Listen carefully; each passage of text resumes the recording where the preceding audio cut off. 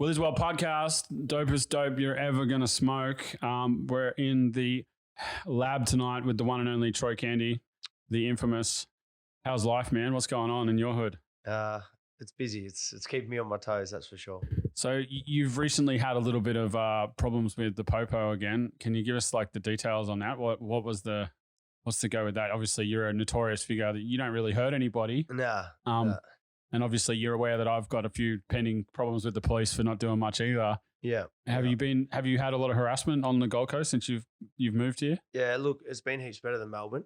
And then as of late, I guess it's one of those things. We're not criminals, but anyone who's out of the 9 to 5 and out of line in their eyes, and doing their own thing, is going to attract extra attention. And yeah, unfortunately, I got labelled as drug trafficking, even though I have 5 businesses and I post my whole life on social media. And yeah, they decided that was an excuse to smash my family home in at 6 a.m. and throw me on the ground in front of my missus and kid. And of course, they didn't find anything. So they happened to find a packet of Tramadol from my neighbour with his name on it, that he left at my house, and some CBD oil.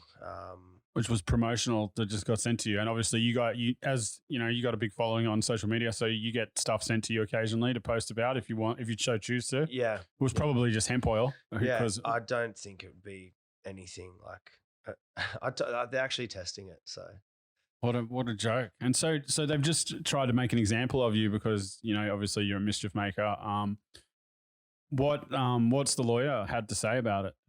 Have you you went to court yesterday, is that correct? Yep. So we have decided to adjourn it because we asked for the body cam footage and the full brief, and yeah, the body cam footage has been quite heavily manipulated, so it's been muted in sections and cut out. Are they allowed to do that?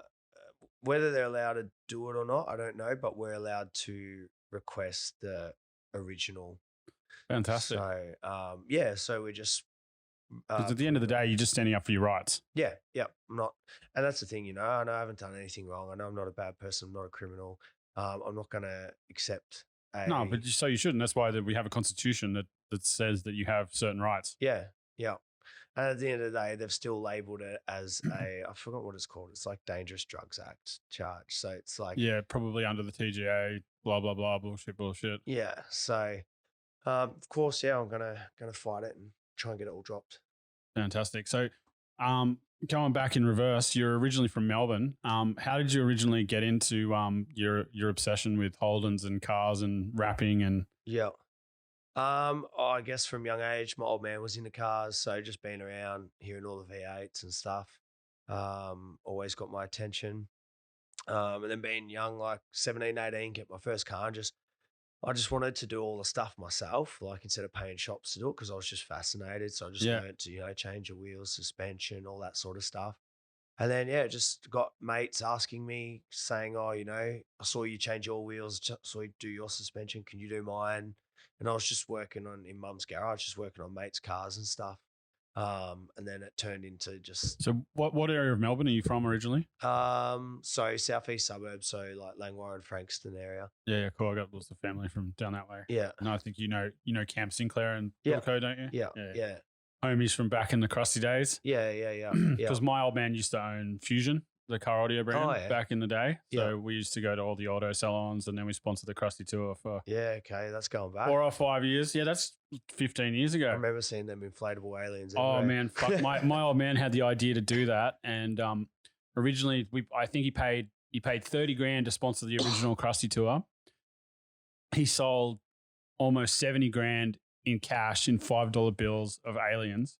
He paid for the sponsorship, all of our travel, all of everything, and then had about 10 or 15 grand left in cash, in like $5 and $10 bills at the end of the whole trip. I won't forget them great aliens. Yeah, well, we used to go to the Krusty Tour. I don't know if you went back in the day, and half the crowd, and they were reasonably priced that you're going to give, even if you're a little bit of a Jew burglar, excuse my phrasing, you're stingy, you're still going to spend $5 on your kid just to shut them up, Yeah. you know? Yeah. So you grew up down around Frankston, and how did you get into it, like commercially? Like, so you started doing stuff for your friends, and then it just kind of grew from there. Yeah, they're just the demand from friends, and then it turned into like friends of friends. So it was sort of randoms, and I thought, oh, I'm gonna have to charge you. I can't really do this as a favor. I just found myself ended up sort of making money, but I was like having fun doing it. I got really, really busy. Mum got sick of all the cars at our house, asked me to get a factory. I really didn't want to. But I just found a cheap factory, worked out like the minimum amount of jobs I could do just to cover the rent.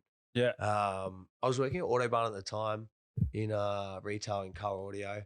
So Oh, really? So yeah, you back in the day, that was the auto salon days. yeah. Selling the flip. How old are you? 31, 32? 33, I think. 1989.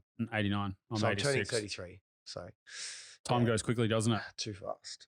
So yeah, it was there. And so what was it like originally working at Autobarn? Did you get kind of put in touch with a lot of different people and networking and stuff, like just to the culture, or was it more like a kind of like a drift thing that you just on the streets that you met everybody? I was because I was working at night as a kitchen hand at Hog's Breath Cafe.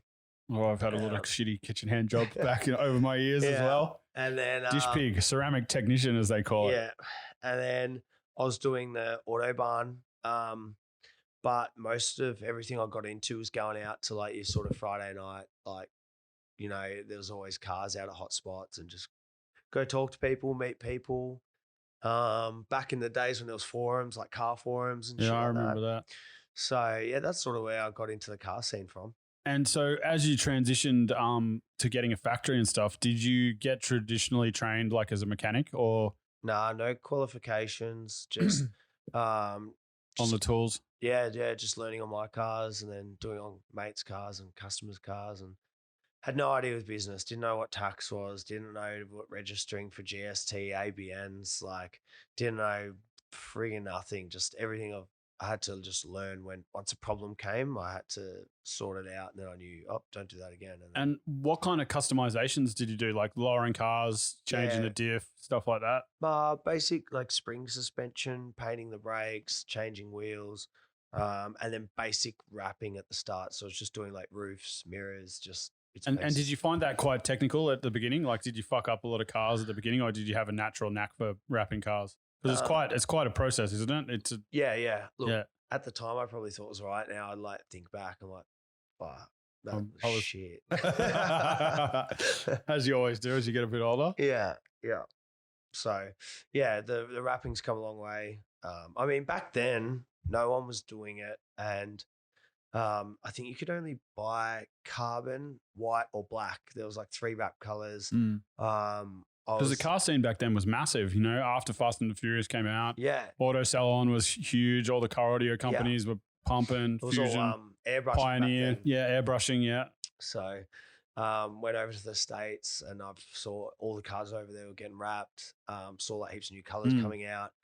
We used to go to the SEMA show in Vegas and have a look, and that's when I thought, fuck, wrapping's going to be huge because they're all doing it here on like, really, really high-end cars. So it's only a matter of time.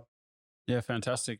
And so what was the scene like in Melbourne back then comparatively to now? Yeah. Has it died off a little bit? It's died off heaps now. It's pretty upsetting. And, I feel like unless I like go back there and like do something, I don't see anything. Yeah. I think the main reason is how hard police come down on people. So like back then, when I was 18, if your car was too low, too loud, you maybe got a defect and you got told to go fix it.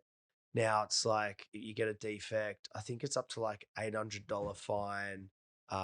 You got a week, otherwise they cancel your rego. You have to get roadworthies. Like, you know what I mean? They've just gone Nazi. Yeah. And the pandemic hasn't helped.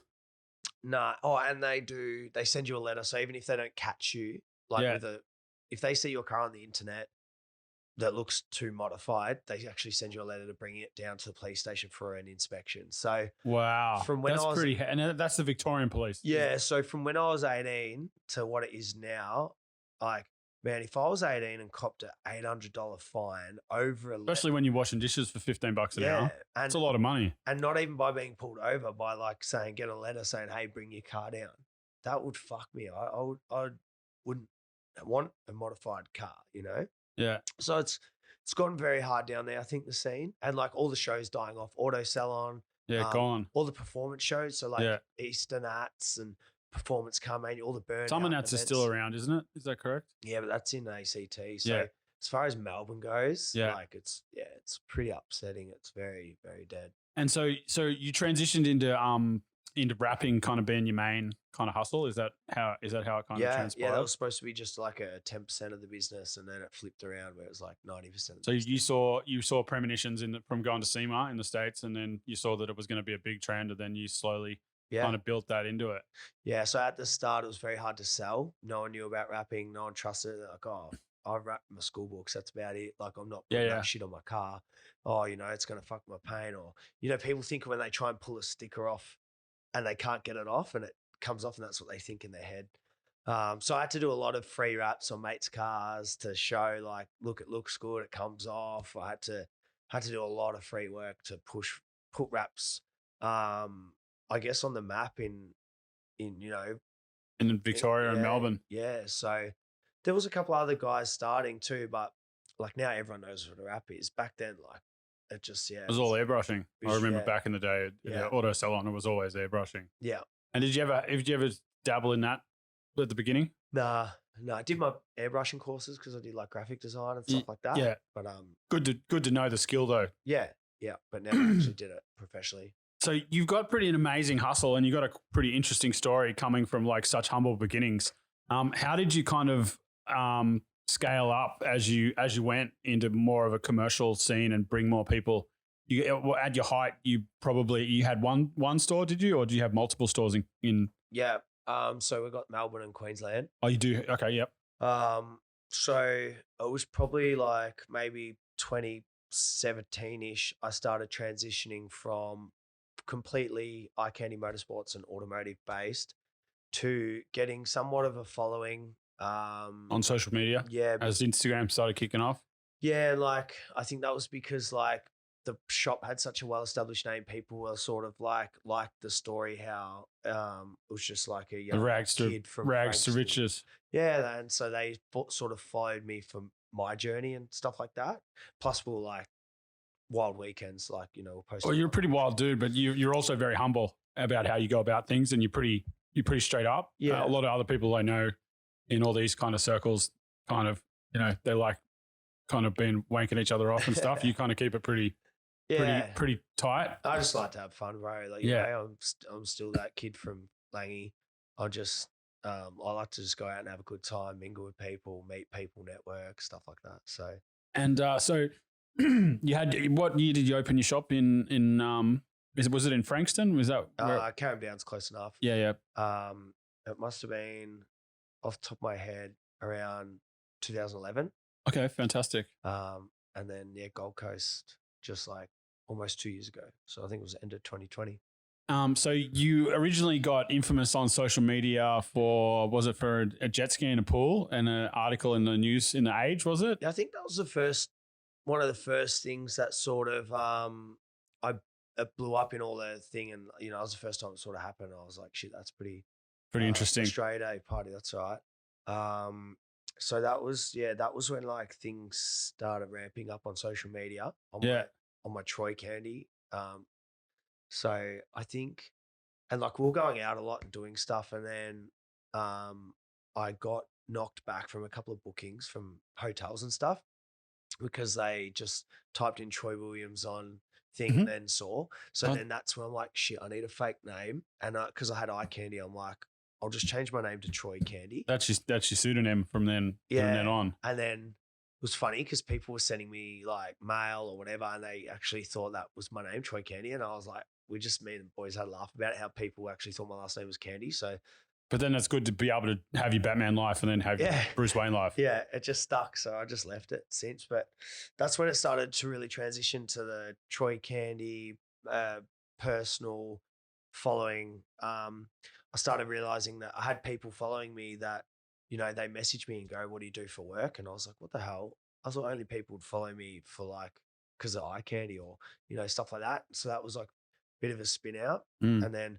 that's when I started like really going out and like putting up a lot of entertainment. And I guess So you're putting on events and stuff like that in Melbourne, is that correct? Yeah. Or sponsoring certain stuff and collaborating with people in the scene? Yeah, and started to really grow my audience. And then that's where it sort of transitioned from like just having a car based audience to got people following for like cars or entrepreneur or like party lifestyle. Or like it really started to like grow.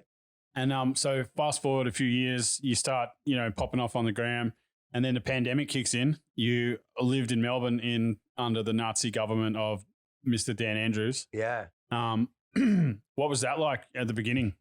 Well, so we got just before that is when I released the Snorkel.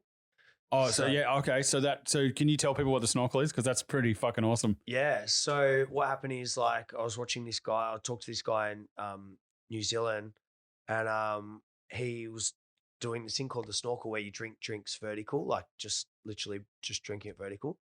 And I started doing it here and riding the Snorkel here, and people were having a laugh, and it took off. Like everyone was sculling their drinks just by holding them up straight. Anyway, this kid DM'd me and he goes, "How's this for a Snorkel?" And he had a bong and he poured his cruiser in it. Oh, no, poured a cruiser in it.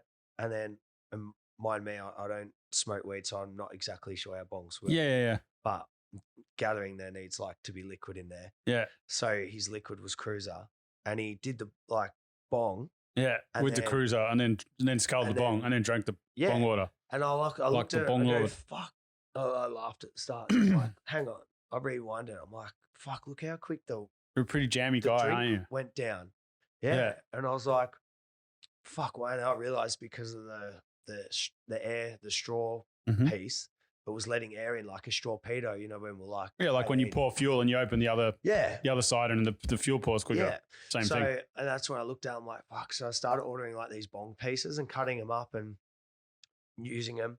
Long story short, I ended up getting it to like work really well. And so then I posted saying, nah, this is the Snorkel now. Like instead of just holding a drink up, we've actually got a tool for it. But I just did it for a laugh and just because it was taking off and it was a trend.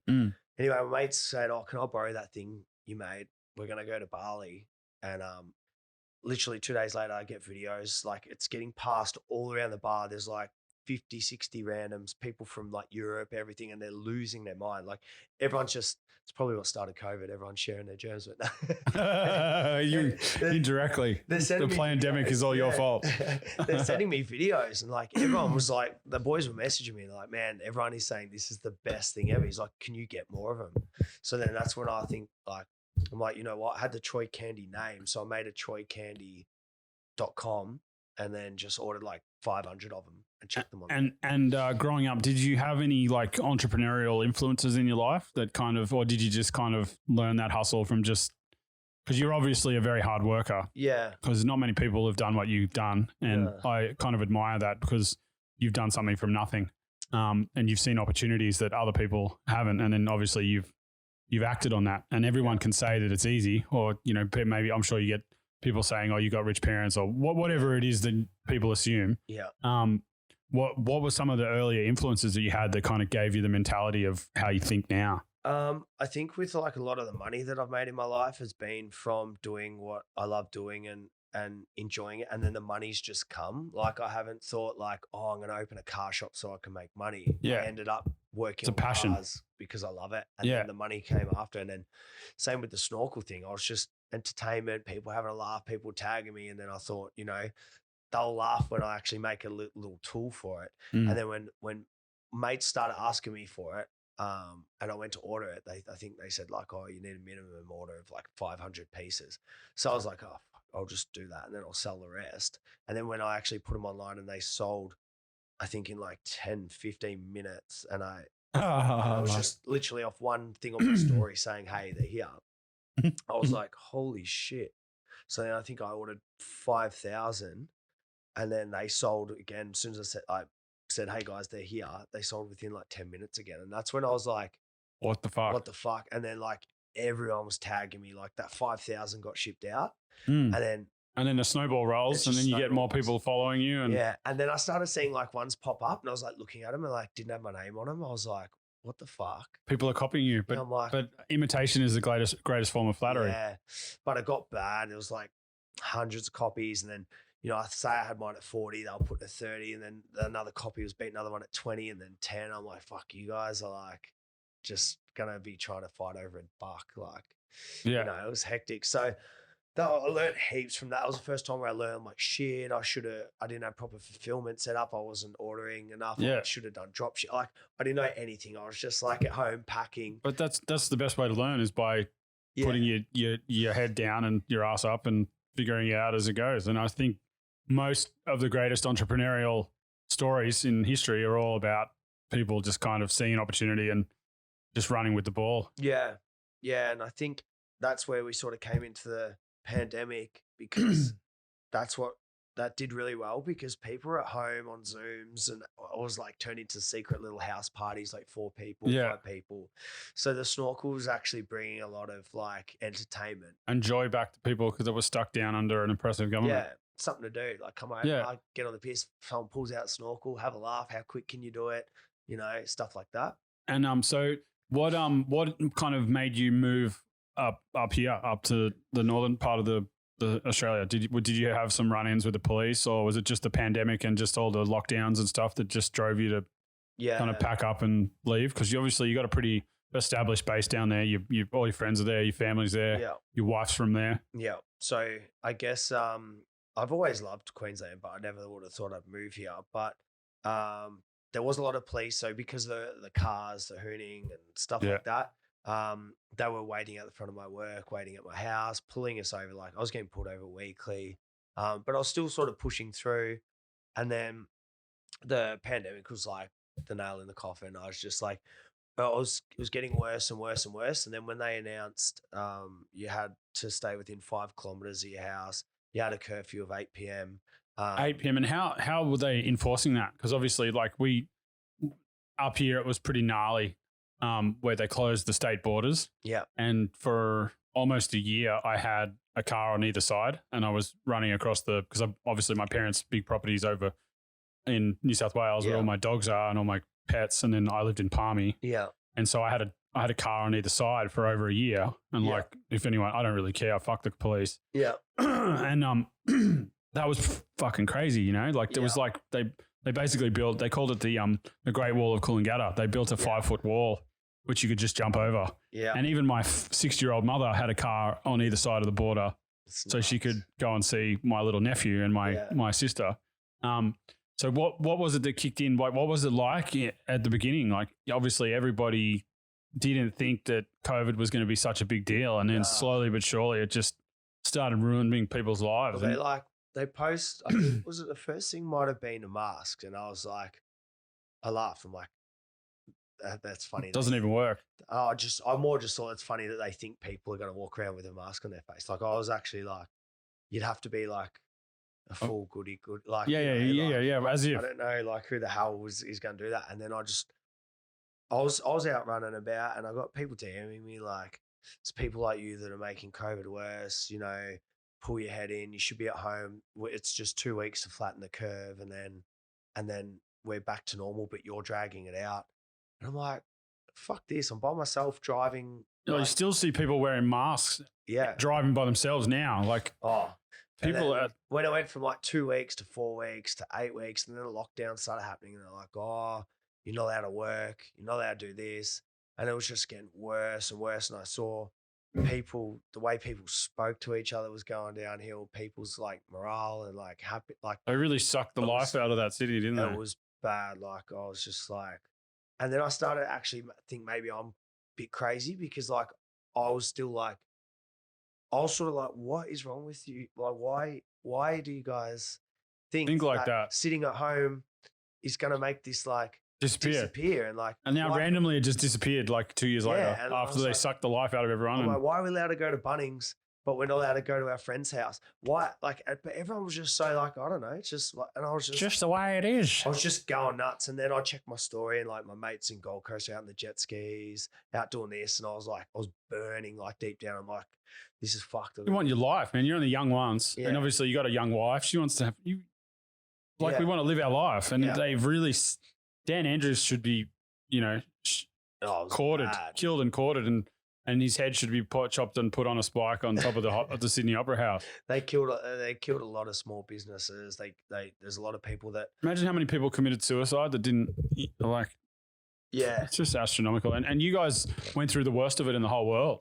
Yeah, so I think I got out about the 12 months because I think it went for about 18 months of lockdowns. Yeah, and that's 18 months total. So I think on and off it went over 2 years. Yeah. But like they had like little breaks. Yeah, they did have a little break where it broke for a little while when it got a bit hotter. They were allowed to go to the shops for a little bit. Yeah, we'll give them a little crumb. We'll get it, and then. So I think about maybe a 12-month mark, I couldn't handle it anymore. And I said to Mrs., would you, even 6 months, would you be happy to go to Gold Coast, And I just signed a new lease in Melbourne. I had like the business there, friends, family, everything. So it was like obviously not an easy decision. Yeah, you got to packing up your life and moving. Yeah, very social, very close to my family and stuff like that. So was she, but we just said. And it wasn't like you could come back and forth. Like now you pay $80, $100 and you can fly back and you're there in an hour and a half. No, we did $3.5 grand per couple, 2 weeks quarantine in a cube. Like this room we got was so small. And you didn't get to pick the room that you wanted to be in. No. You had to go on the waiting list to do it. So no matter how much money you were stuck with the same bullshit. Yeah, it was that small. We had to say she had her suitcase open. I had to close hers and then put that up and then open mine because there wasn't enough room on the ground to open two. That's so hectic. It was nuts. No fresh air.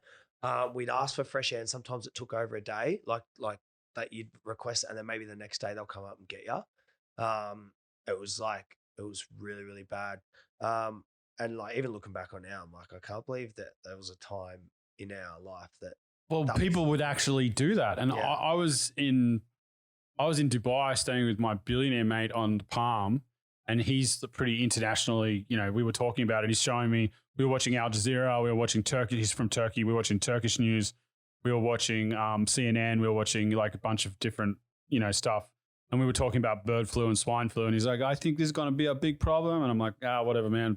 Blah, blah, blah, blah, blah. We went to Ferrari World the last day that it was open in Abu Dhabi.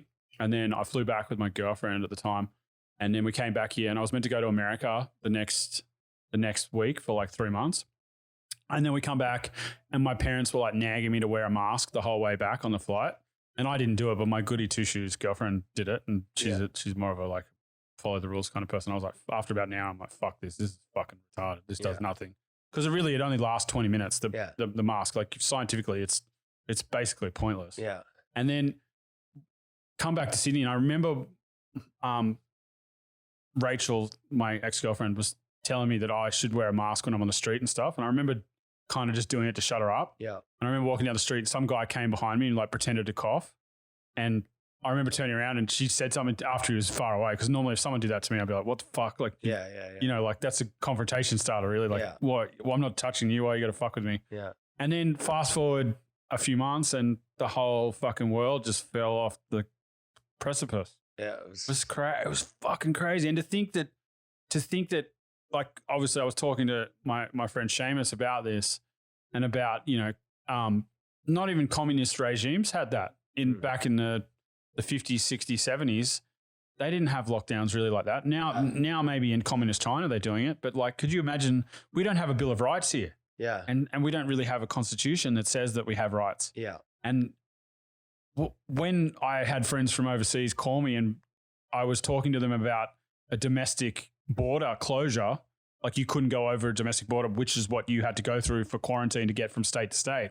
People were like gobsmacked. They're like, what the fuck? Like, what the fuck's going on? I had multiple calls for the whole year where people are like calling me, like, obviously they're not the most, they're not the most worldly people of Americans and blah, blah, blah. But they call me up and be like, what's up with your Nazi state? Like, we only see like little snippets of what's going on. Like, are you guys? When I got out of quarantine and got here, and because people were like, because you moved here was how COVID's not that bad sort of thing. I was telling him that like 5K radius. If we go to groceries, my wife has to stay at home and I have to go. You can't go in pairs. Like all the rule list, and that like so every highway, like say your M1, whatever, that would have a roadblock on it, and then you have to go through like a booze bus style setup. Yeah, why? Where are you going? What are you doing? Yeah, you have to have your paperwork and everything. Even just people in Queensland didn't believe me. Like, yeah, like here, everyone in Melbourne is like so used to it, and they just accepted it. Yeah, and then people up here were like had no idea that was happening. Like, and we're in the same country, and they didn't even know how bad it was. Like, people like up here, it's funny when they talk about how bad it was. I'm like, you just don't know. You got no idea. You got no idea. It's well, you guys had the worst in the whole world. Yeah, and then Danny Boy, like he should be tried in The Hague for crimes against humanity, nuts. In my opinion. He was locking it down because of one case, and then all of a sudden they thought, you know what, we'll just. Australia's a test country. That's another conversation. So yeah, that's how I ended up. That's how I ended up here. And so, how did you find coming here? Like the differences in the scenes. Obviously, there's a lot more social media people up here. There's a lot more opportunities to probably create content with like-minded people. A little bit more like California, like a little bit more like LA. A bit more of a poorer version than that. But obviously, there's a little bit of a different climate here. How did you find that transition? And was it like a breath of fresh air after being in lockdown? Oh, I remember the first time, because restaurants were closed for a year in Melbourne. And the first thing I did, I got out of quarantine. There was like a pub across the road. And I just went in and had a beer and and then ordered a Parma, and it was like just normal. Yeah, I was putting on my story, and everyone was losing their mind. They're like, what the fuck? It's like you've just created fire, and all you're doing is having a palmy and a beer. Yeah, so it's nuts, like what we took for granted, I guess. And it's pretty crazy now because no one remembers what happened 6 months ago. No, it's like everybody forgot. It's like, oh, we're just back to business as usual. Yeah, but like they should have those politicians, and there should be they need to be accountable for. There should be public executions. Yeah, it was nuts. So moving out here, and then I guess I made like new friends, new friendship circles. And I did notice, like, all of a sudden after living here for maybe 6 months, I looked around me. I'm like, every single person I met, none of them work a 9 to 5. Like, they all have a clothing brand or OnlyFans.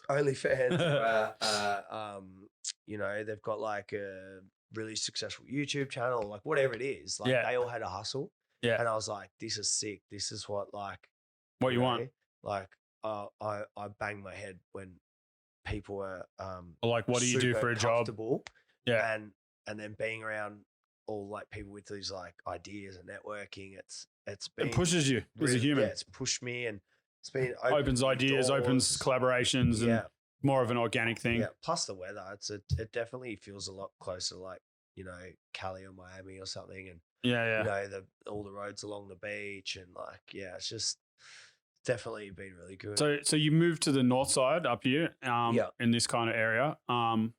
What was it like opening a shop here? How was the reception you got from the kind of Queensland car community? So when we came here, we moved into Broadbeach, and that was really good, but it got overwhelming. It was like, I realized it's like bit of a shit show. It's a party area, like it was every night, like we were partying every night. Like it actually got to the point where I'm like, shit, this is really hard to like still continue knuckle down. And so that's why we decided to get out a little bit, and it made it feel a lot more like homely and routinely and stuff like that. Yeah. And then opening the shop in Arundel, that was awesome. Luckily, like ECM has a really strong brand name. And so is that Candy Motorsports that you've opened up here? Or so it's iCandy Motorsports is the brand name, but we just called it ECM GC. Yep. Just kept it. Oh yeah, it's the acronym. Yep. Yeah. So, and I opened that up. I needed someone who was, I guess, knew Gold Coast, knew everything, knew the business, and so I decided I got a mate up here, Sean, who owns Black Diamond Tinting. Oh, fantastic. And we went halves in the ECMGC. Awesome. But that's good to network, and then you open the doors with just by collaborating naturally. Yeah, he knew where to get, parts or paint and this and that. Saved you 6 months to a year of fucking around. Yeah, building connections and stuff like that. So it worked really well. He knows how to run it. He knows how to do everything, and I know how to Market it. bring the people in, and it's a really good combo. So Fantastic. I generate leads, and he And how long did it take you guys to set up your business up here? Well, what we did is we just sort of opened with the bare minimum, Mhm. and we just did jobs, and then while there's no jobs in, just kept focusing on putting in extra hoist, building wrap booths, do this, Yeah. do that. So we literally, I think Jackson O'Doherty's car was the first car we did, and we did this matte black Lambo, and I'm pretty sure the shop was empty. We literally had the heat gun Mm. and the vinyl Mm. and the knives, and But that's what you do. You hustle. yeah, And you make shit happen. yeah, And that's good. You know, Jackson obviously has got a big YouTube following. yeah, He's a pretty cool, down to earth dude. yeah. Obviously, you guys are probably mates now. Yeah. And you know that's a good way to open the doors. Yeah, it was really good. So, the launch was quite successful, and it's now we're very busy, so it's good. Fantastic. And so what about your social media kind of feed over the time that you've moved up here? Like, how did you find partying and then obviously some of the police problems that you've had, and then obviously there's a couple other things that have happened. You know, those kids some kids came and kind of what do you want to give us the details on what happened? Yeah, so heaps has gone on, and I found like Gold Coast is very small. Like it's very easy to hit like sunny place for shady people. The news here and stuff. Like I feel like 80% of things, if I did that in Melbourne, no one would know. Too many other people going on. Yeah. So I remember like as soon as I got here, it was like bang, like something on the news. People kept sending me shit, and then I was like, holy shit, like this is I wasn't used to that at all.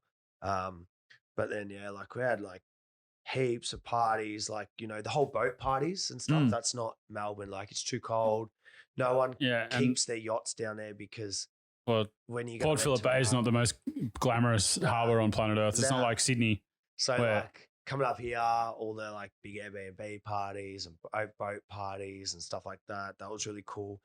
That was good enjoyment for us, and it was also like really cool content that we were able to make and vlog and stuff like that. And we're going to Luna Music Festival with thousands of people while Melbourne couldn't have restaurants open. So like I remember literally being at the music festival while my mates were like, man, we can't even go get food, and you're at a fucking music festival. Like pretty crazy, yeah. It was actually nuts. So that's only it's only 1,500 kilometers away. Yeah. Maybe 6. No, it's not very far. It's a 2-hour plane flight. So like all the partying and stuff was sick. And then the car scene was like awesome. I felt like 18 again. I felt like alive again. Like coming up here is Archerfield Drift Park, Queensland Raceway. There's events on like weekly. I was like, I think the day after I got out of quarantine, I went to a track day at Queensland Raceway. I hadn't even unpacked my shit, and I pre-sent my cars up here on a car carrier, and they were storage at a mate's house. Yeah. And I got out and fucking took a car. And I bet you that felt good to get out on the track. That was like, dude, the adrenaline rush and like especially after all that lockdown and all that like suppressed anger and suppressed adrenaline. Overwhelming feeling of like serotonin and happiness. It's amazing what we take for granted, isn't it, in the day-to-day life? It was nuts. And so like the car scene, so that was obviously awesome to be able to post all that sort of content, drifting and burnouts and like back into all our cars again. Like, I got really beat down in Melbourne where I sort of like got over cars, not because I got over cars, because I got over you just got jaded over everything. Yeah. So to get back into it really like sparked again, and makes you feel young. Like you said, you're 18 again and you're fresh faced, and I got really excited over. In a way, it was it's almost a blessing in disguise, because it kind of puts you a reset on on everything that you appreciate. And it was. And how did your wife find moving up here? Did she fit in pretty well, and she found some good friends? Obviously, you probably had friends up here beforehand. Yeah, we had a handful of friends. I probably transitioned easier because I'm so used to just being thrown in a room full of randoms and just talking, meeting and greeting and talking to people. Where she's a bit more like, she has a bit more of a wall up, and so she found it a lot harder. And she has huge family, like they're Kiwi, so they've got like massive family and stuff. Like she always like had big family barbecues, aunties, uncles, everything. And I never really had that with my family. So the family and friends thing was definitely harder for her, but she loves like outdoors, sunshine, stuff jet skis, like that. the beach. Yeah. So No, it was really good, and like everything fell into place. It was really weird. Like I brought a ring for her in Melbourne in like 2019, and we were supposed to go overseas and propose and blah blah and COVID. Yeah. So I ended up having a ring in a cupboard for like nearly 2 years. That's cute. And then moved here, and then bang, like we just realized we're like, holy shit, like with Sundays, everything is all in Queensland, like because we're so used to not being able to fly without quarantining. Yeah. Like we can literally jump on a plane and go. So Totally cans. that's went up there, proposed. Then on the night of the proposal, she fell pregnant. Oh, amazing! Congratulations! yeah. You got a 1-year-old now. He's here now, so he's 11 months. Fantastic. And then we literally when we were trying to get out of Broady, we ended up we were looking for rent, but we found a house for sale that we just wanted to go look at, just just to sort of dream a bit. Yeah. And then we went in there and just like talked to him and stayed in touch and lowballed him, and like this was before the market boom. Because the market's just gone fucking crazy now. Yeah, like we've had offers over $1 million of what we on top of what we paid for. Yeah. So yeah, within like moving here, it was like engaged, pregnant, family home for first time ever. We never owned our own family home in Melbourne.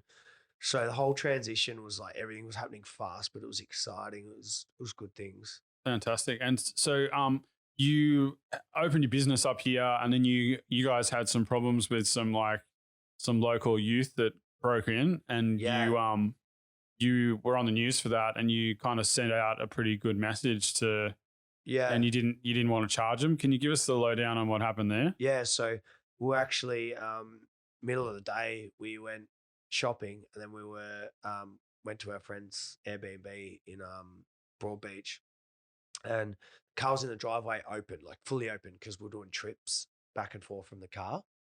And they must have been watching us, because like how we didn't see them is like we're literally going in between the cars. So they must have, like, soon as we went in, like, so anyway. And then I was inside and I got tagged in a video, and it was inside my missus' car, and they were sitting inside it, and they grabbed my satchel, and it said, haha, got your stuff, shots fired at Choi Candy or whatever.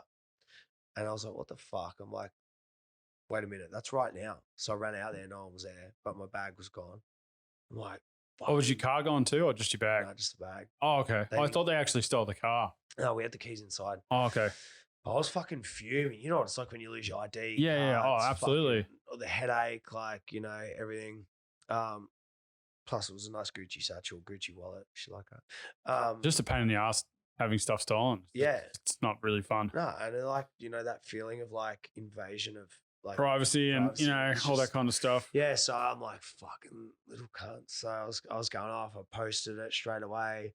Then like the leads started coming in, like, oh, it looks like this dude's hand, this, that, oh, blah, blah. And then we were on a full manhunt going everywhere. And then someone's like, oh, I know someone who knows someone who's with that guy's missus, and I got the Snapchat locations turned on. So go here. So we go there, just missed them. And then there's like, nah, they left. They're in a maxi taxi, this and that, heading towards Eleanora. So we're like driving down there, and we're on all different corners. And Ray rings me. He's like, I've just seen a maxi taxi pull in, and there's one kid in it, like down the back. It looks like there's one person in it. So we drove in front of it, cut it off, pulled him out of the car. Then this was out the front of, I didn't know, it was his parents' house. So like we grabbed him, his parents are out, like everyone's screaming, what the fuck? I'm like, I don't think you're about to murder their kids. Yeah, it's like, obviously when he came out, we saw the size of him in it, and we're like, fuck, I'm not going to do nothing. Well, but if you do something, you're going to get in more trouble than. Yeah, and plus everyone's like, oh, you bashed a kid. Yeah, totally. And like they're opportunists. Yeah. They're not like they're master criminals. No. But it was pretty sad. Like, got my shit back off him, and talking to the mum broke down crying, and she's like, oh, they're smoking ice and they're doing GHB and this and that, and they're like, fucking, some of them are 14. And, gnarly. And like, yeah, they're just, and like, I've heard since, like, they're just repeated offended, like, done it. But there's always been little crews like that running around the Gold Coast. Yeah, it's nuts. That's definitely not what's in Melbourne. It's a bit more harder in gang banging culture in Melbourne than. Yeah, but it's not. I think that it's it's a little bit more off the street. Yeah, well, the thing in Melbourne is it's like you've got like, had like Apex Gang and stuff like that. And they're like literally bashing your door down, bashing everyone in the house, taking their phones, wallets, this and that. These kids aren't doing that. They're just joyriding and they like the clout. They want to put on their Snapchat that they got an AMG for the night. Like they're not really bashing anyone and like they're not gangs. They're just kids who want to flex like. Yeah, well, that's the social media world that they live in now, and they listen to drill music, and it's a bit sad, like seeing that like the family torn apart and shit like that. And I really wanted to get my shit back. I didn't really care about that much, but it's more like the principle, especially because they knew who I was. It was more like and then they're trying to fuck with you, like this clout chasing. Yeah, and you want to go get your shit because you want to like let them know that you're not gonna just put up with that kind of shit. Because if one person does it to you, then they're gonna like, oh, that's an easy target. Then next they're gonna try and steal your car, or they're gonna. Oh fuck, man, we were seeing red before we actually seen how small he was and what he looked like and stuff like that. I was like, oh, we're gonna kill this kid, like. Totally, but then if you do that, then you're in way more fucking trouble than what it was. What a bag's worth, like a few grand. You make more money than that. Yeah. But in principle, when someone does do that, and especially when they rub it in your face, where it's like, ha ha ha ha, like look at me, like you're like that's going to trigger you, and that's the response that they're looking for. Yeah. And so you handled that pretty good. Yeah. Have you had any other incidents with the popo up here since you've been up here? Well, from that, I actually got in touch with youth centres because I was like, fuck, this is a massive problem. I never knew that like the cops aren't really doing anything about it, or they can't do anything about it. Yeah, well, there's I think there's a lot of loopholes. They get put in juvie and then they get out. And then so I actually did some work with the artist Day One. Mm-hmm. I think I can't remember how much we donated. It might have been 5, 10, 15 grand. We went out to like some schools and youth centres and he performed live and we donated money from some of the Rolls Royce that we raffled and stuff like that. Fantastic. So that felt good to like, I guess for me, even learn that shit's going on and how bad it is and try and help out a little bit. Yeah, well, when you're caught up in your own hustle and you got a wife and kid and, you're on your grind, if you're not exposed to that kind of stuff, you're not necessarily going to see it. And I was like, I definitely was never well off and like a really well off family, but I definitely wasn't from the street where like I was sleeping. Totally. But you either have a driven personality or you don't. Yeah. And not always. There are people that learn it, but you have it. You probably have obsessive personality where you're like driven and you're like, this is what I'm going to do. And just naturally it just happens. Yeah. Whereas I'm pretty similar to that. Yeah. That's why I got into skiing and became a pro athlete and all that bullshit. Yeah. Was, all I wanted to do was ski. That's all I was obsessed with it. That's all I thought about. Can't switch off. Can't switch it off. No. And so I think but a lot of kids, they see, the problem now is that you see kids and they want the clout that you've got and the hot wife and the dope cars and all the money, but they don't want to put the work in. Yeah. Like it took you a lot of hustle and a lot of grinding and you got to, put your nuts on the chopping block over and over and over again. Yeah. And then you got to, you lose, you get arrested or this happens or whatever the problems are, then you got to overcome those obstacles. And that tenacity is why you are who you are now. Yeah. I also think too, like we grew up without Instagram. So we were all like really in our own lane. Yeah. We couldn't see what like Steve was doing. If Steve had like 3 cars and a house and he was only 22 and then it makes me like, fuck, like, do I got to start like stealing or dealing drugs and like, am I behind? We're all in our own lane. You knew what your mates were doing and shit. Yeah. But outside of that, you didn't know what like any random 25. Instagram has ruined everything. Yeah. Like back in the day with like skateboarding, surfing, skiing, snowboarding, videos would come out and you'd work on a video part for the whole season or skateboarding would normally they'd normally take 2 years to film a video part. Yeah. And then you drop the video part and that was part of your resume. That was your roster. And now, you see a double backflip on a motorbike. Back in the day in Krusty, you see a backflip and everyone's like, wow, that's incredible. Yeah. But now social media has desensitized everybody to the point where nothing's really as glamorous as it was before. Yeah, I think you got like 4 seconds or 5 seconds to grab someone's attention with something early or they'll swipe past your thing, Yeah. And like, same as you said, skateboard. I grew up in the days where I'd go rent like the new Krusty Demons DVD. Yeah. And it'd be sick. I'd get home, put the DVD process. on, get G'd up. Magazines would come out once a month, and you'd read the interview, and you'd be like, wow, and you'd put these people on a high pedestal, because you didn't really get the insight into their life. Yeah. And so what's happened now is it's kind of like celebrityism has kind of died in a way, because now mystery doesn't really exist. Yeah. You can see what Justin Bieber's eating for breakfast. Yeah. Yeah. So why are you going to buy a magazine? Why are you going to buy these DVDs? Why are you going to, it's definitely killed a lot of things. But like I say, it's opened a lot of doors too, though. Like I say to young dudes, like, you're fucking crazy if you don't capitalize on this. Never before could you make a fucking online business and just make a page and start selling straight away. Like, you needed so much more money. No fucking yellow pages, no nothing. Yeah. Like, you can start and look at what the hustle you would have had to do. Like when my old man had Fusion, my parents used to have Mexican restaurants when I was a kid, and then we just randomly got into car audio. But when he first started that business, like, he'd never done car audio. He didn't know anything about the car audio industry. Yeah. And he spent shitloads of money to get the brand out there. Obviously, that he was smart about it. He sponsored people like Robbie Madison and John O'Porter and Cam and, skaters and surfers and yada, yada, yada. Yeah. And we had the background of, obviously action sports and all those influences, and he knew what was cool, but he had to spend a lot of money to be able to get that following. Yeah. Hundreds and hundreds of thousands of dollars on magazine ads in Tracks and in Freerider and in Hot Fours back in the day and all that kind of stuff.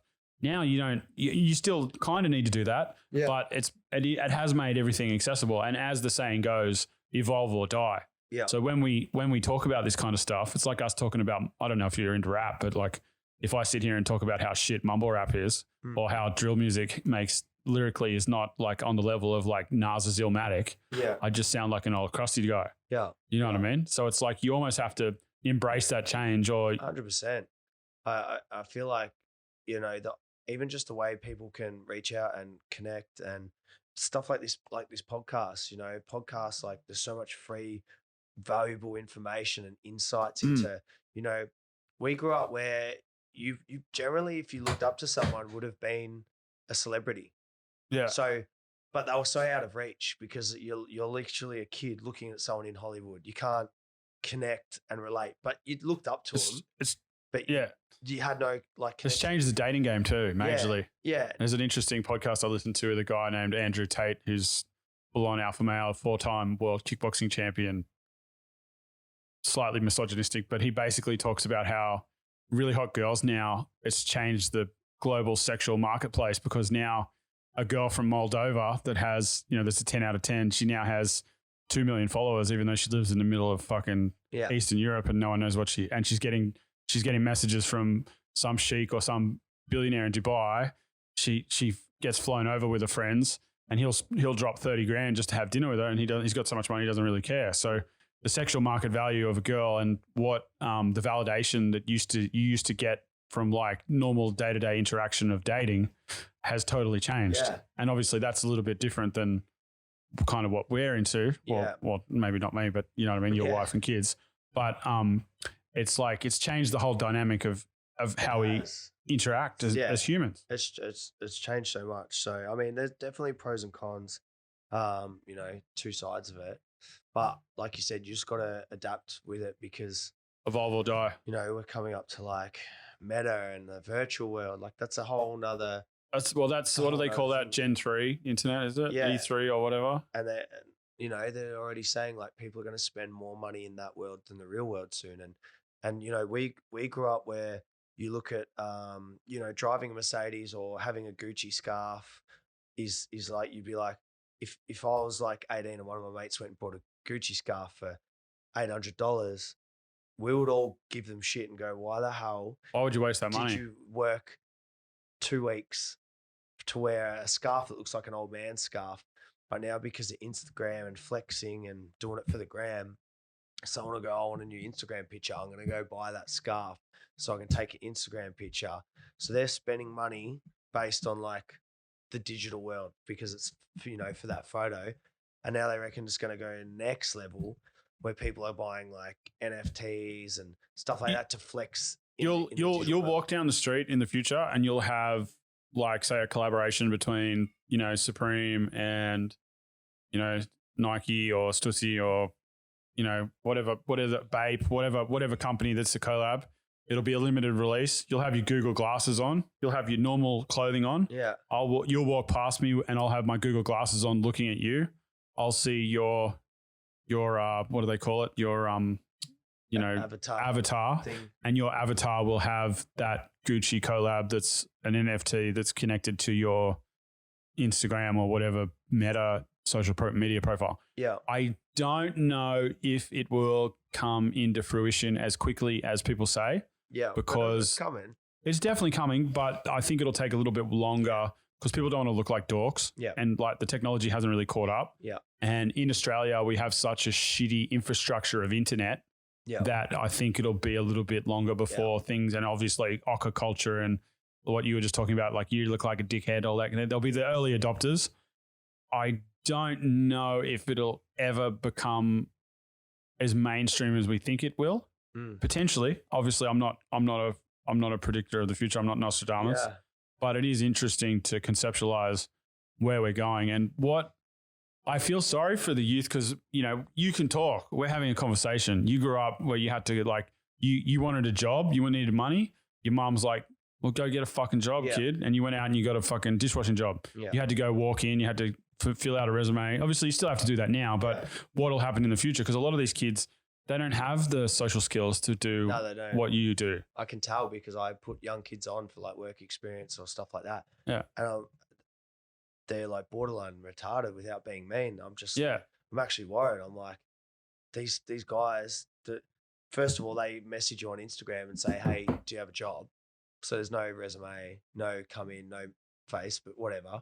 I'll talk to you. Yeah, but you want to give someone an opportunity like someone once gave you an opportunity. Yeah. And then they come in and they like pull out their phone and they're like Snapchatting cut and you're like, what the fuck? If I like came to a job when I was 16 and didn't have a broom in my hand, they'd tell me to go the fuck home. Yeah. It's just a complete. I walked into a cafe the other day and the chick, she must have been like 16 and I just ordered she stood there on the phone for like over a minute and didn't even, I was standing like as close as I am to her and I didn't say anything. I didn't want to be rude. Yeah. And it's a cafe I go to all the time. I know the owner. I mean, I didn't say anything to the owner. Obviously, she's just a little kid, but she stood there for over a minute and then finally looked up at me and goes, what do you want? Yeah. And I'm like, oh, may I please have yada, yada, yada. Yeah. Please and thank you.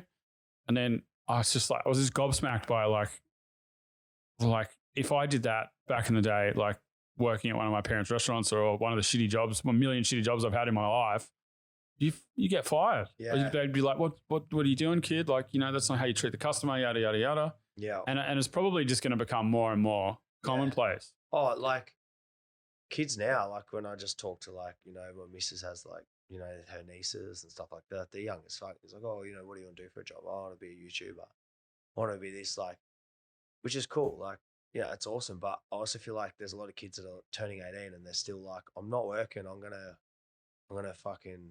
But you had two jobs when you were But the thing is, the difference is you had two jobs while you were opening a car store, doing your car jobs to hustle to get to where you were going. Working till 1 a.m. and then getting up at 6 a.m. And then maybe maybe you had some time to go chase chicks, or like you went to learn how to drift or whatever it is over the time. So a lot of people don't want to put in the work to get to that that goal. Very hard, and I'm finding it now with staff. Like, I think we're in the worst staffing issue in history of Australia because people are retarded and no one wants to work. And the government gave people 2 years off with full pay.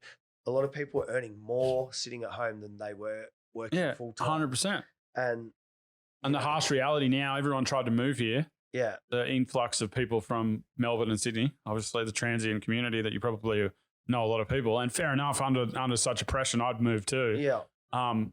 And now you can't find a place to live here, even if you got heaps of money. No. And like I moved in with one of my friends who owns a pretty prominent clothing brand last year, and we've got money. I even got my dad to go on the lease, and he's got lots and lots of money, and it took us 4 months to find a place to live. Yeah. And now it's even harder, I think, to find a rental. A lot of my mates that have secured rentals lately have had to do 6 to 12 months rent up front. That's a freaking house deposit. That's insane. And then good luck trying to find a house that you can actually buy. Yeah. It's nuts. And now inflation's going up. So change the subject. Can you give us the lowdown on these raffles that you run? Yeah. Because you do that with quite a lot of charities and you give back to the community quite a lot. How did you get into that, and what kind of influenced you to kind of, give back to the community that's given you so much? Yeah. So we've hit about $7 million in donations now. That's fantastic. And that's across everything from breast cancer, men's mental illness, the farmers, drought relief, fire relief, wildlife. We've done heaps of like really good causes. We've kept it all in Australia, like Australian causes, stuff like that. So yeah, first one was 2017. To be honest, I got approached by someone talking about it, and in my head, I was like, I'm like, fuck, that'd be cool. I can just do up cars how I want. And then I know they're going to go like. Oh, someone that deserves it and likes it. Yeah. And like, I was just more excited to have free range in every car and just do whatever the hell I want, But then when I actually started going out, meeting the winners of the cars, give them the keys, you get that warm feeling where they're just losing their shit. I'd always be out. It's like handing out lotto tickets. Yeah. I've won. And then going out and, meeting like the farmers, meeting people, hearing their stories, their battles. And actually, I got like really passionate for it. So I did that from 2017 to 2021. And it was funny, Adrian from LMCT was upcoming too. So there's a billion people trying to do it now, but I would say we were the biggest. And so can you explain to everyone kind of out there in podcast land what you were actually doing? Yeah. So what we do is we do up a vehicle, and then people go in the draw to win the car. So they buy a raffle ticket, and then so part of that raffle ticket then goes to charity, and then the other half goes to your time, and then the cash to pay for the car, for the prizes and overheads and stuff. But at the same time, Adrian was sort of up and coming too, and then over the years, we got very, very like head to head. So he was doing his thing, I was doing mine, and we're both like, there was no like animosity. We never hated each other, but we give each other shit. Like my mates would send me one of his cars, and they're like, "Lol, that's ugly as fuck," or his mates would see mine and be like, "Fuck, how shit's the interior on Troy's latest one?" Like, because we joke about it now. Yeah. But anyway, like last year, he said, let's catch up for a chat, blah blah, and then we ended up. Thought like we are just spending so much on ads against each other, and we're spending so much time and money like competing against each other to one up each other. Yeah, let's link up, and you still do your thing, you still do mine, but we'll do it through like one platform. We'll come together, we'll do this, and so now everything's through like ECM and LMCT Plus, and now it's a beast. We're giving away. So right now we're giving away a house in the Gold Coast, fully furnished, massive house. Or if someone wins it and obviously they're not in a position to move or take on the house or whatever, they can take $1.4 million cash. So that they've really turned into like. So you really are making dreams into people's dreams come true. Oh yeah, like some of the entries start at $30. So you can imagine people parting with 30 and. Winning 1.4 million, pretty good. And the odds of winning are probably a lot higher than winning, the Powerball. Shit, yeah. You got to pick the 6 right numbers. There's like, how many million combinations of that number are coming up, and then then you got to factor in other people getting the same numbers and blah blah blah and blah blah blah. Because the permit system we're not allowed to sell overseas too, so it's literally just Australia to Australia. And what's involved with the permit system and like starting something like that? Yeah, so you have to apply for permits in every state. Do you guys work with an agency that does that for you originally? At the very start, yeah. Yeah, and then you just kind of learnt the lay of the land and then slowly evolved it into your own business. Yeah, and we also developed a pretty good relationship with the governing bodies because you've done so many good people doing the wrong thing. Yeah, but you guys we're doing the right thing. Yeah, and then it makes it you give them a bone and then they give you a bone. Yeah, and that's like any other relationship in life. Yeah, and so couple more questions before we click off. How did you get good at driving and skids? How did you just years on the streets hooning around? Charge for this, but yeah. Obviously, I'm not Vlad TV, so I'm not necessarily working for the cops. I could literally go out by myself on a weeknight at midnight, literally just by myself, and I'd sit in the industrials till 3 a.m. I'd go through half a tank of fuel, just spinning out, go back, try again, spin out, just in the wet, just learning to handle the calf. And I ended up just, man, I had so many nights in the industrials. Like, And did you ever get into like drift racing or anything like that? Or was it? when I moved here, I never got into competition drifting. Yeah, just like drift day, for go out to the first track. time ever, like, I used to watch, I guess, guys drive like myself, and I'm like, fuck, I'd never go out there and drive with them. It's too intimidating. And now, like, yeah, we're like, can nearly tap their fucking door out the window, like we're driving quite close and quite aggressive and stuff, and it's mad fun. It's just And so you transitioned that into creating a lot of YouTube and Instagram content. Yeah. You throw on parties and stuff like that. Do you enjoy creating YouTube clips, and how do you normally go about doing that? Obviously you're working with one of my old filmers, Flynn. I don't know if you guys still work together. Yeah, no, he's moved back to Melbourne. So you guys, how do you go about writing a script and kind of coming up with the conceptions of doing a day in the life? You just kind of go with the flow? Yeah, a lot of my stuff was because like somehow crazy shit would actually just accidentally happen all the time. So just organic nothing content. was really like acted or scripted. It was just come out for the day, have the camera switched on, let's go see what happens.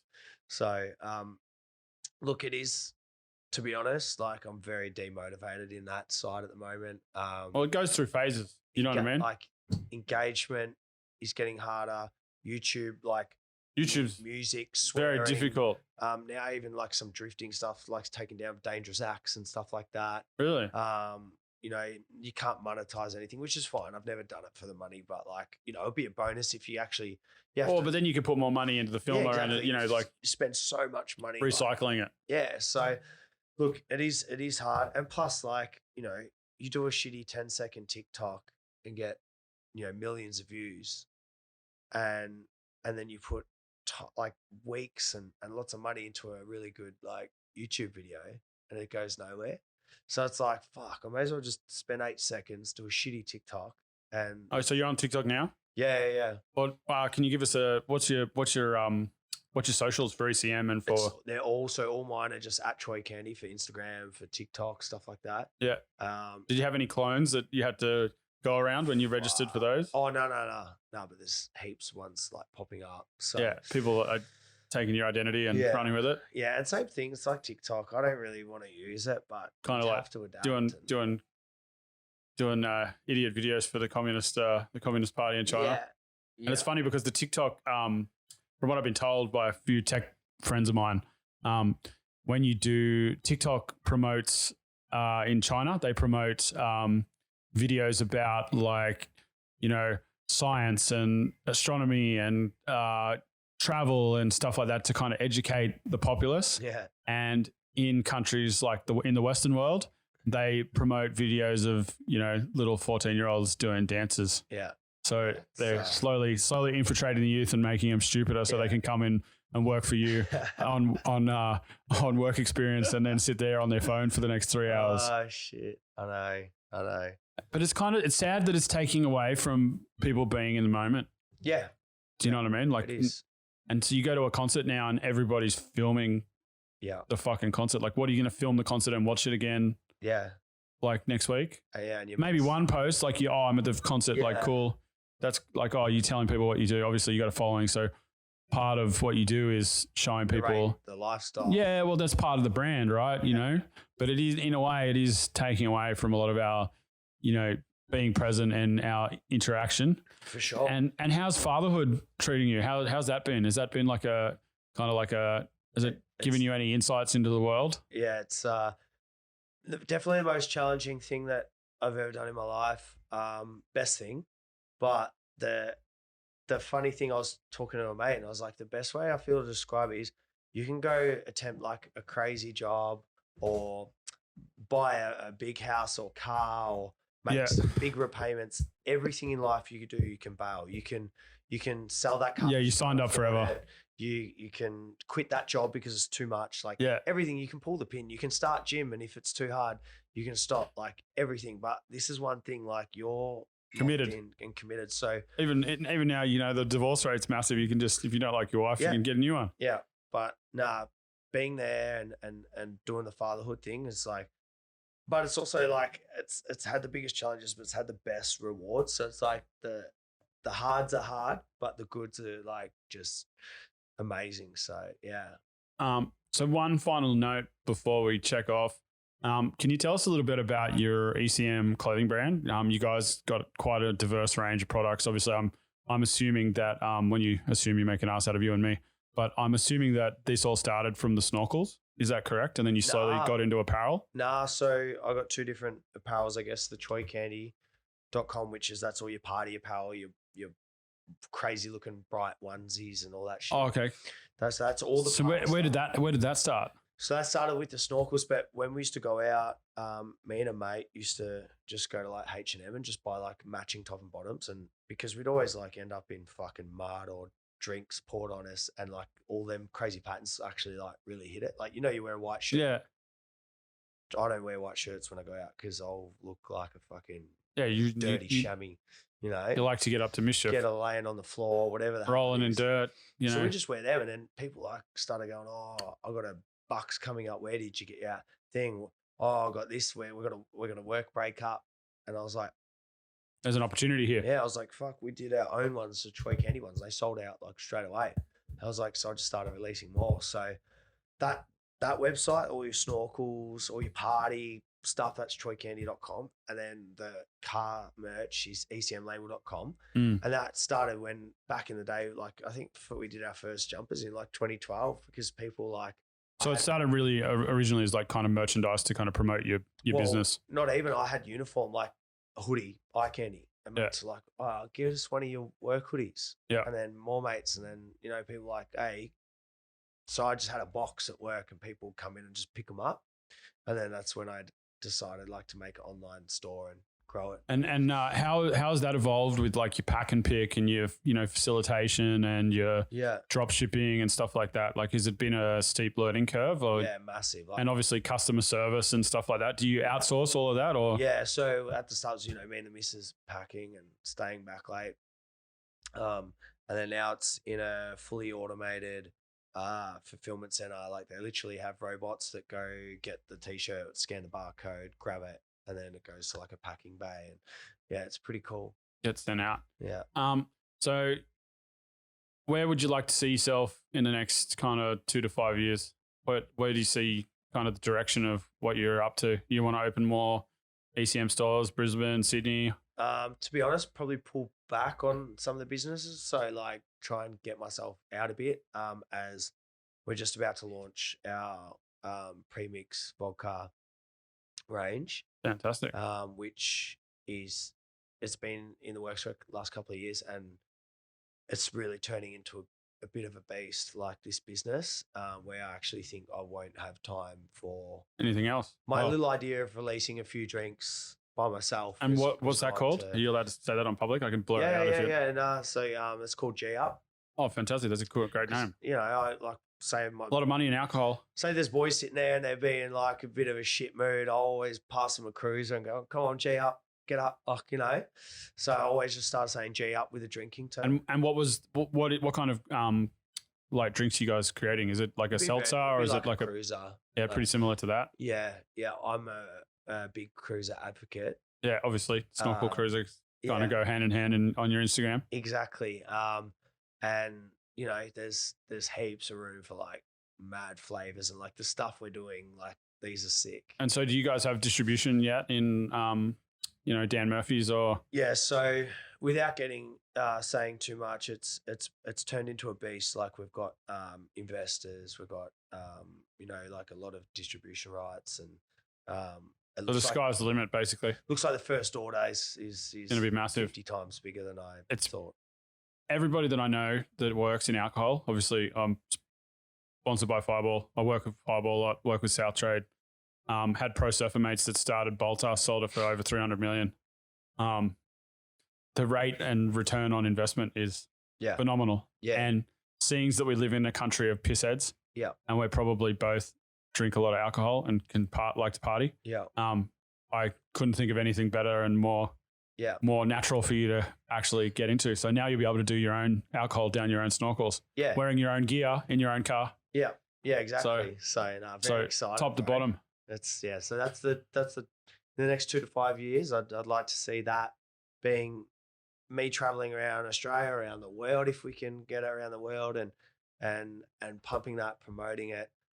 Biggest inspiration at the moment would be sort of like what the Nelk boys are doing and Happy Dad and, you know, stuff like that. And that I watch And all their shit. And have you seen? Have you gone about doing any international collaborations yet?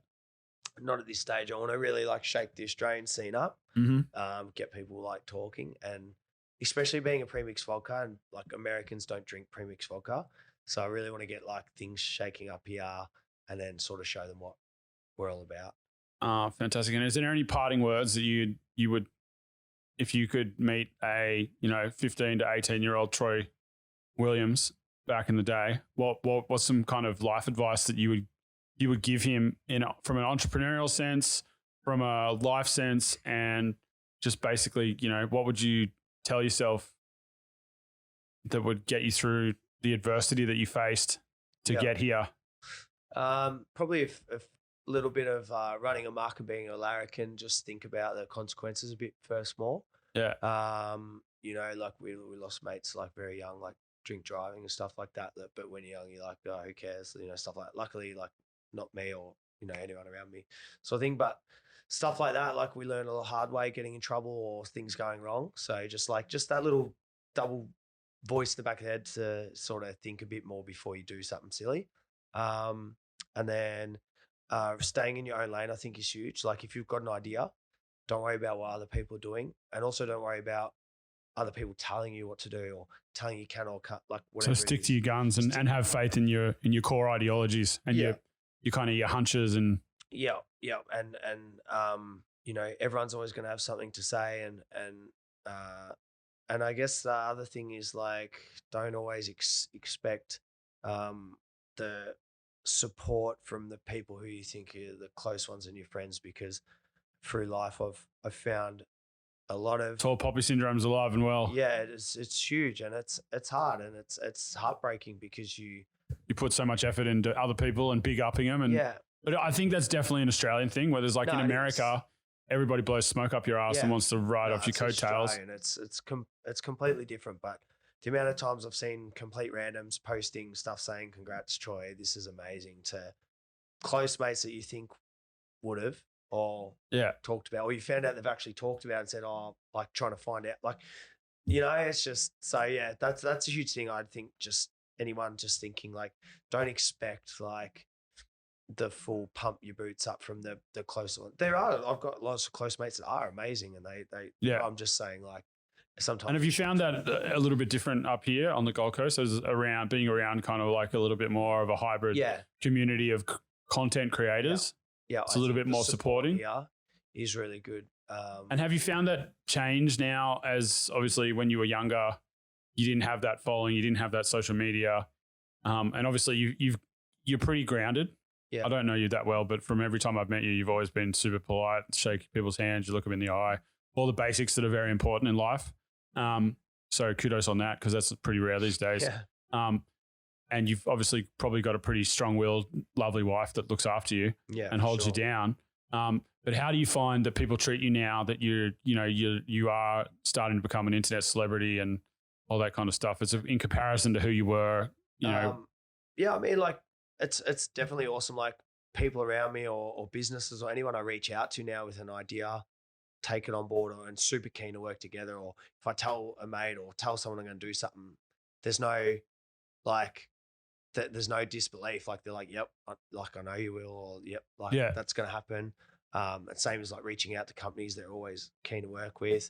Randoms, it's like awesome in the street. Like, just come up, say. Have you had any hate? Do you get much hate? Yeah. Still? Obviously from do-gooder Karens that are like, why are you encouraging kids to do skids in the streets and blah, blah, blah, blah, blah. It's not even them, to be honest. It's a lot of hate comes from like, I honestly think it's just people that see the life I live and they want it, but they don't want to work as hard as I have.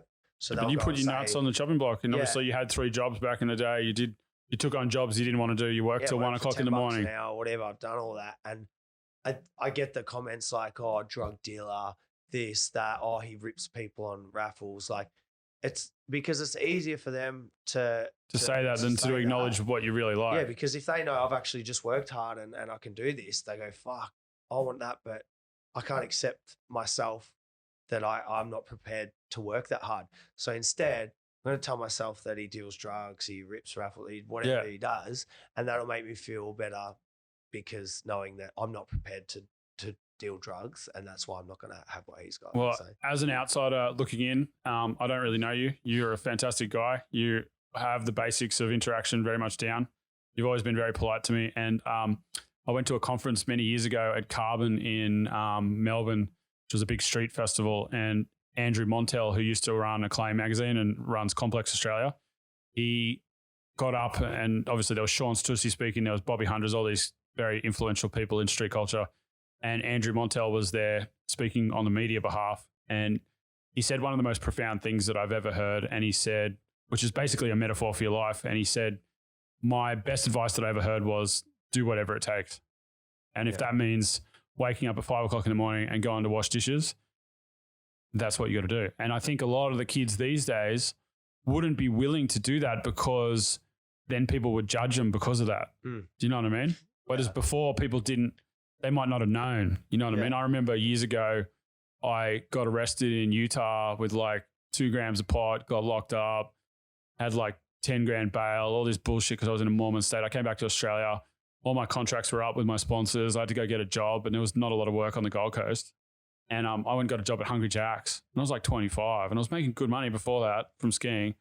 And I got a job at the airport because I didn't want anyone to know that I worked at Hungry Jack's. But even now, like now someone could Instagram me behind the counter, and I only worked there for a month or two just to make money because there's no other work here. Yeah. And I needed just a quick job to make a few grand to buy a ticket to get back to America to go do another competition to maybe win enough money to get signed again. Yeah. Do you know what I mean? The pressure's on more than ever for the young dudes. Like I do think that's a lot harder. Like we had pressure to wear a Billabong t-shirt, you know? Yeah. You're talking, I don't know, what would it be? $40 back in the day. They've got pressure to wear a Gavinci t-shirt. Yeah. Do you know what I mean? Like I could at least work. You couldn't pay me to wear a Gavinci t-shirt. Yeah, you know what I mean? No, totally. The social pressures, and especially now with dating, it's everything's so disposable. You know what I mean? Yeah. So is there any parting words that you would give to the youth? Just like last final words. Don't worry about other people, and just stay in your own lane and do your thing, and yeah. All right. Well, thanks very much, Troy Williams, aka Troy Candy. Where can we find you on socials, Troy? Just at Troy Candy and ECM Motorsports. Yeah. So iCandy Motorsports. Yep. Fantastic. All right. Well, Willys World Podcast. Like and subscribe. Willys World Podcast on all socials. Dopest dope you're ever going to smoke. We're signing out. Thanks to Troy. Thanks to everyone out there in podcast land. See you later. Thanks, mate.